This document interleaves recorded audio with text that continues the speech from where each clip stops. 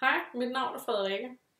Jeg søger en stilling, eller jeg er barselsvikariat som projektleder / medarbejder.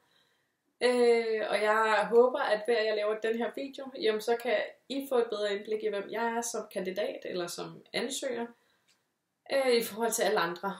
Det er jo ikke altid lige nemt at få forstået, når man læser en tekst, og det er jo egentlig bare ord på papir. Det kan fortælle meget fagligt om mig, men det kan ikke rigtig få eller give jer en fornemmelse af, hvem jeg er. Så jeg håber, at den her video kan være med til at ændre det. Jamen helt kort, så er jeg født og opvokset i Nordsjælland. Jeg har familie imod byen, jeg har boet i Holte flere omgange. Og jeg har egentlig også en god portion bekendtskaber inden for, eller det lyder måske lidt overdrevet, men jeg kender også en del mennesker, der arbejder inden for Lyngby-Taarbæk Kommune, og som fortæller rigtig positive ord om at arbejde for kommunen. Hvilket jo også blandt andet er, hvorfor jeg er blevet ved med at søge inden for jer. Og min faglige baggrund, der kan jeg fortælle, at jeg er uddannet civilingeniør inden for det, der hedder urban design, som jeg ved, I kender til, for I har nævnt det i jeres andre jobopslag, hvilket er et stort plus, da der ikke er så mange, der kender til den profil, desværre. Det er en lidt ung uddannelse. Det er også fair. Hvorfor også jeg ofte kalder mig byplanlægger, selvom det er også lidt misvisende af min person. Men i hvert fald, jeg er uddannet urban designer fra Aalborg Universitet. Det har ikke været let. Jeg startede på min uddannelse i 2019, og i 2020, der startede corona, som sagt. Men det viser ret godt, hvem jeg er som person. Fordi at, når man læser under corona, er det ikke helt nemt. Du sidder, eller for mit vedkommende, har siddet online i 1,5 år. Det betyder, at du skal have en rimelig god selvdisciplin. Du skal gøre dit arbejde, selvom der ikke er nogen, der kigger dig hen over skulderen. Og det betyder også, at i og med, at jeg flyttede fra den ene ende af landet til den anden ende af landet og holdt ved under corona, jamen så har det også betydet, at, eller jeg vil våge at påstå, at det også fortæller rigtig meget om mig på den måde, at jeg ikke er bange for at tage nogle drastiske valg, hvis det er det, der kan skabe det bedste resultat til sidst. Så ja, selvdisciplineret, har arbejdet meget med grupper, men har også lært at være selvstændig, når man lukker skærmen og stadig skal arbejde med det samme. Og hvorfor jeg mener, det fortæller meget om mig som person.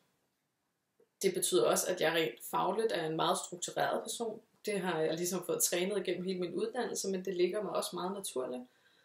Hvor der ikke er en struktur, der finder vi en og får den til at fungere. Det gør også, at det bliver nemmere at arbejde helhedsorienteret. Har vi nu fået alle faglighederne med til hvad end det er for et projekt, vi sidder med.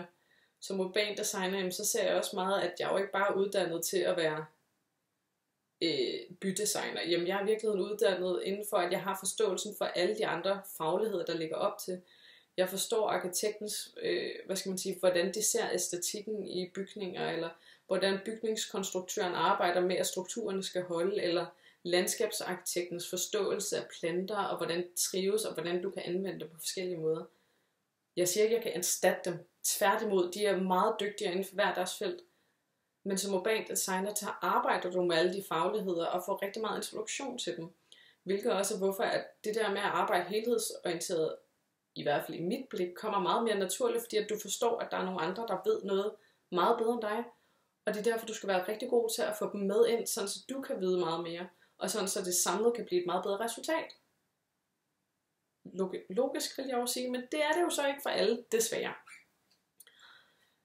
Men som I forhåbentlig kan høre, så trives jeg rigtig meget i det med at samarbejde og tværfaglige fællesskaber. Og det er også noget af det, jeg ved, at I nævner, eller har nævnt flere gange i jeres jobopslag, og hvilket jeg synes bør være en selvfølge inden for alt arbejde, mere eller mindre. Hvis jeg nu skal komme med et eksempel så på min mere nyere erfaring, eller den erfaring, jeg har fået uden for min faglige baggrund, jamen så i virkeligheden, så søger jeg jo en projektleder, medarbejder. Hertil så synes jeg egentlig godt, at mit eksempel med Copenhagen kan nævnes. I mange år har jeg arbejdet for et eventfirma, der hedder Volt. Ikke takeaway-budene, et andet firma. I den forbindelse har jeg haft rigtig meget ansvar og ledelse. Og det der så ved Copenhagen, jamen der fik jeg egentlig eneansvaret for opsætning af alt materiel til festivalen. Så alt der bliver leveret i tiden op til, hvor skal det være placeret, indtil vi kan få det på den rigtige plads, kontakt med festivalen, så alt forløber så gnidningsfrit som muligt. Jamen, så har jeg selvfølgelig haft nogle frivillige ansatte medarbejdere under, som der har skulle ledes og motiveres.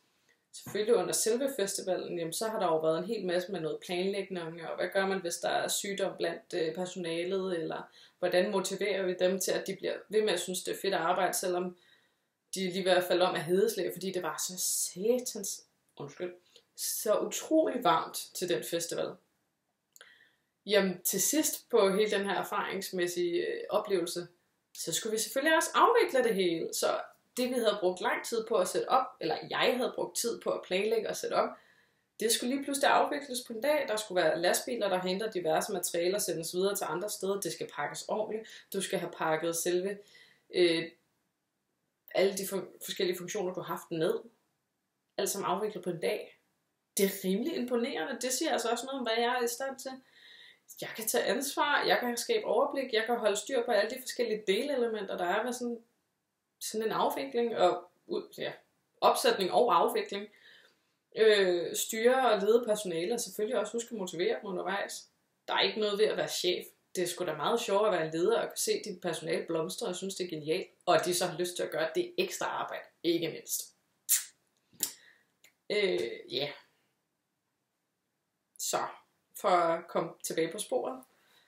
Jeg har rimelig meget ledelseserfaring ved at påstå, at det så ikke har været inden for kommunalt regi, eller inden for det man kalder anlæg. Ja. Jeg har erfaringen. Jeg tør godt at tage ansvaret. Og jeg ved, at I plejer typisk at være noget med, at man så har en partner, man kan læne sig lidt op af imens. Så jeg er sikker på, at jeg ret hurtigt kan udvikle mig til en rigtig god medarbejder for jer. Det er bare et spørgsmål om at få lov til det. Og det er lidt svært at komme ind og sige, hej, jeg hedder Frederikke.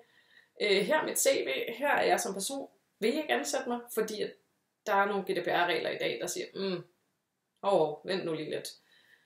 Og det er sjældent, at man kan få lov til at besøge en virksomhed, før man reelt er ansat. Så der håber jeg virkelig, at den her video kan gøre en stor forskel. Så jeg vil forsøge barselsvikariat. Jo, selvfølgelig. Jeg ved, jeg synes kommunen er spændende. Jeg har fortalt jer om det. Jeg fortæller også om det ansøgning. Bevares. Jeg fortæller det igen og igen, som så mange andre ansøgninger. Selvfølgelig, jeg søger et job, fordi jeg synes, det er motiverende. Og det er der også mange andre, der gør. Bevares. Men jeg søger det også, fordi jeg synes, jeg kan læne mig rigtig meget på rollen. Jeg har erfaring. Jeg har viden. Jeg har motivation. Så hvorfor skulle jeg ikke søge? Jeg håber bare, at den her video kan gøre en forskel for jer som ansættelsesudvalg. Ja, det kan være, at jeg skal holde den der, så den ikke bliver alt for lang.